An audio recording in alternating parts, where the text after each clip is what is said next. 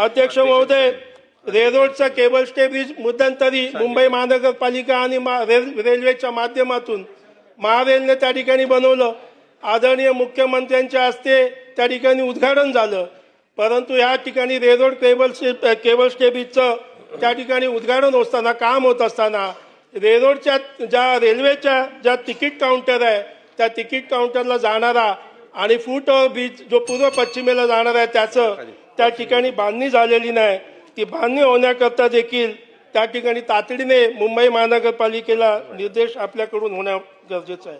अध्यक्ष महोदय, मुंबईच्या ज्या NTCच्या जागेवरती जवळजवळ 9 गिरण्या आहेत आणि 9 गिरण्यांमध्ये जवळजवळ 11 त्या ठिकाणी चाळी आहेत.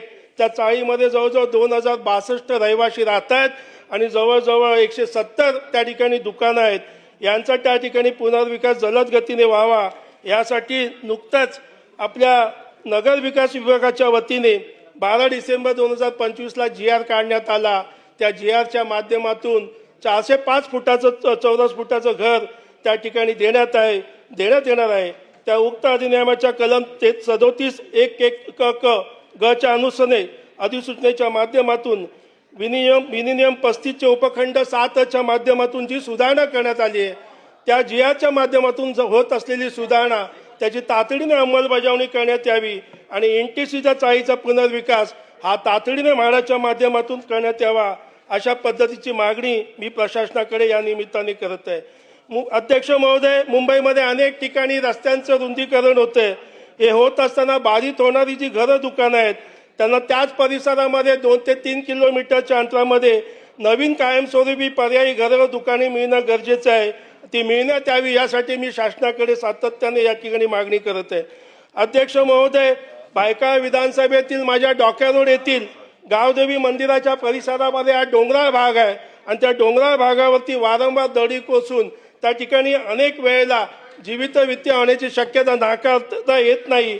म्हणून आपल्या सार्वजनिक बांधकाम विभागाच्या वतीने त्या ठिकाणी जवळजवळ 17 कोटीची निधीची तरतूद करण्यात यावी अशा पद्धतीची मागणी करण्यात आलेली आहे.